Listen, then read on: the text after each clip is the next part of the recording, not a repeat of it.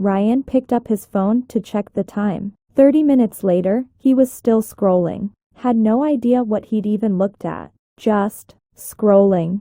This happened 15 times a day. Every day. His screen time report said 6 hours and 42 minutes. Daily average. He did the math. Over 45 hours a week. Almost 2 full days every week gone. Scrolling through other people's lives while his own life passed by. His girlfriend Emma stopped mid-sentence during dinner one night. Asked him to repeat what she just said. He couldn't. He'd been nodding along while reading comments on a video about something he didn't even care about. She didn't yell. Didn't get angry. Just said his name quietly. Ryan. That hurt more than yelling would have. She asked him a question that stuck with him. When was the last time you were bored? He couldn't remember. Every spare second, his hand reached for his phone. Waiting in line. Red lights. Elevator rides. Between sets at the gym. Before bed. First thing in the morning. The phone was always there. Always pulling his attention. He wasn't even enjoying it. That was the crazy part. He felt worse after scrolling. More anxious. More restless. Comparing his regular life to everyone's highlight reel. But he couldn't stop. His thumb just moved automatically. Open app. Scroll. Close app. Open different app. Scroll. Repeat. He tried fixing it before. Deleted Instagram for a week. Reinstalled it 3 days later. Promised himself he'd only check his phone twice a day. Lasted until lunch. Turned off notifications. Still checked every 5 minutes anyway. Put his phone in a drawer. Took it out 2 minutes later. Nothing worked. Or maybe nothing worked because he wasn't really trying. He was trying to use willpower against a device literally designed by the smartest engineers in the world to be addictive. Fighting a losing battle. The real wake-up call came on a Saturday morning.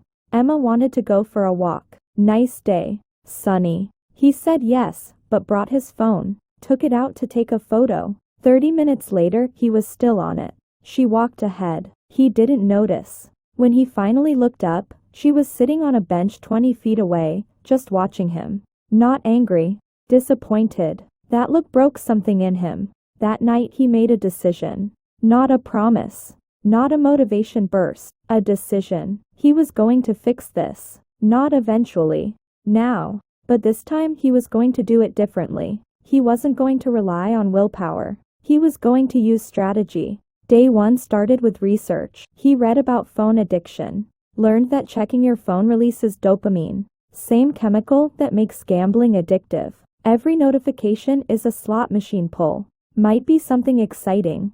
Might be nothing. That uncertainty keeps you hooked. The phone companies know this. They designed it this way. Understanding the problem helped. This wasn't a character flaw. This was behavioral design. His brain was doing exactly what it was trained to do. He needed to retrain it. First change, he deleted the most addictive apps. Instagram, TikTok, Twitter. Not just logged out. Deleted. Made it harder to get back. If he wanted to scroll, he'd have to reinstall, log in, wait. Added friction. Made the bad habit less convenient. Day 2 was harder than expected. Reached for his phone 40 times out of pure habit. Unlocked it. Stared at the home screen. The apps weren't there. Felt stupid. Locked it. 5 minutes later, did it again. His brain was running on autopilot. Day 3, he made another change. Put his phone in a drawer when he got home from work. Kitchen drawer. Not his bedroom. Not easy reach. If he wanted it, he had to walk to the kitchen and physically take it out.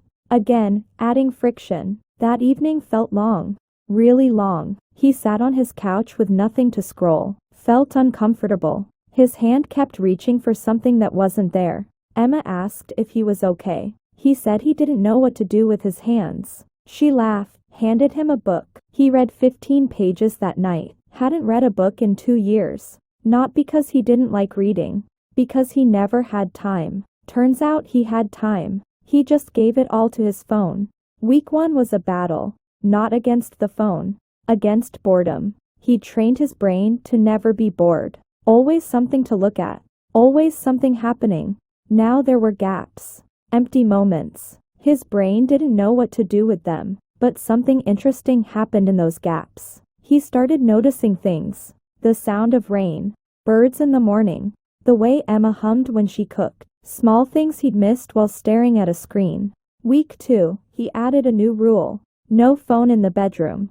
Bought a $20 alarm clock. Charged his phone in the living room overnight. This was the game changer. First morning without his phone was weird. Woke up and his hand reached for it. Nothing there. Just the alarm clock. Got out of bed to turn off the alarm. Stayed up. Didn't crawl back under covers and scroll for an hour like usual. Had 40 extra minutes in his morning.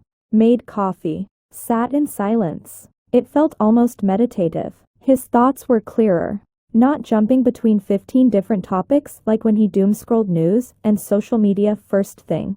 Week 3, his screen time dropped to 2 hours a day. Still high, but down from almost 7. He was winning. Slowly, but winning. He noticed other changes. Sleeping better. Falling asleep faster without blue light blasting his face. Waking up more rested. His eyes didn't hurt by end of day from staring at screens constantly. Conversations with Emma improved. He was actually present. Actually listening. Not half listening while his brain waited for a chance to check his phone. She noticed. Said it felt like he'd come back. Week 4, the final test. He reinstalled Instagram.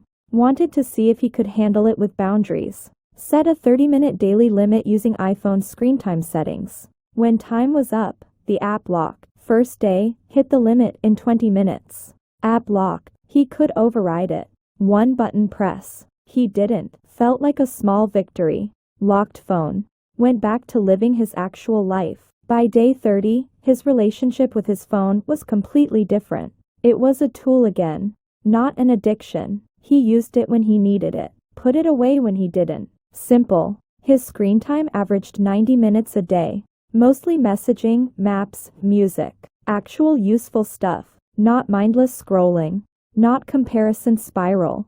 Not wasting his life watching strangers do things he'd rather be doing himself. The changes went beyond just phone usage. He finished 3 books that month. Started cooking more. Went on walks without his phone. Just walks. No photos. No checking. Just walking and being present. His focus improved. At work, he put his phone in his bag. Out of sight. Worked in 90-minute blocks. Got more done in 6 hours than he used to in 8.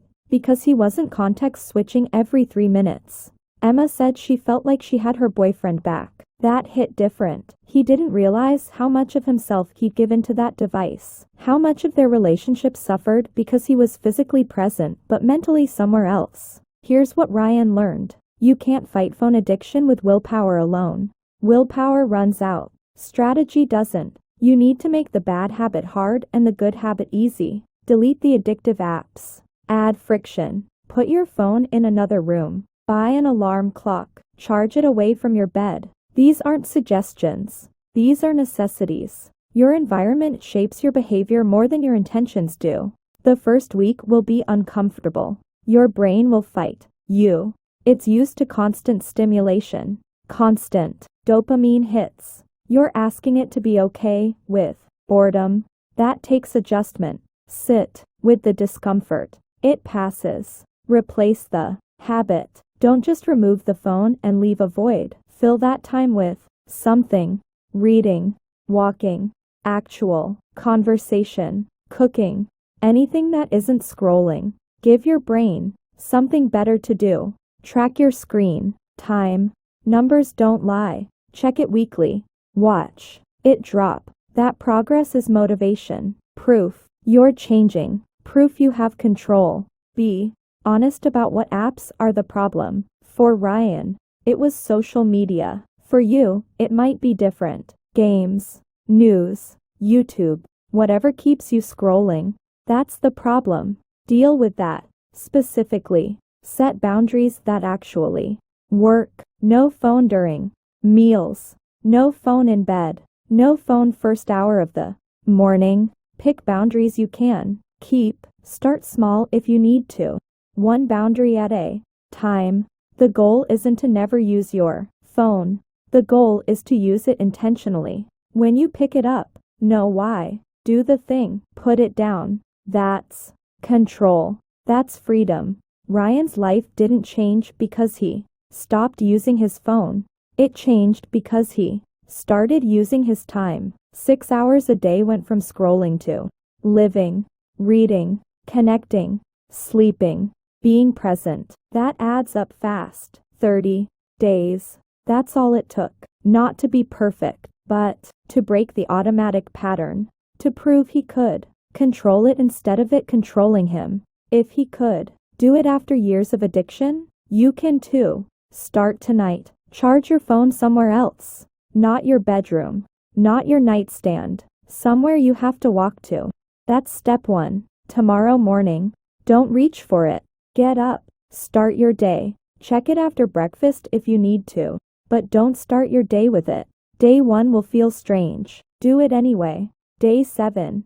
It'll feel less strange. Day 30. It'll feel normal. You'll wonder how you lived any other way. 1 month from now, you'll have time back. Attention back. Relationships back. Yourself back. All from changing how you use one device. Ryan didn't find some complicated hack. He made his phone inconvenient to waste time on. That's it. Strategy beat addiction. It'll work for you too. Start tomorrow or tonight. Put the phone down. Pick your life back up.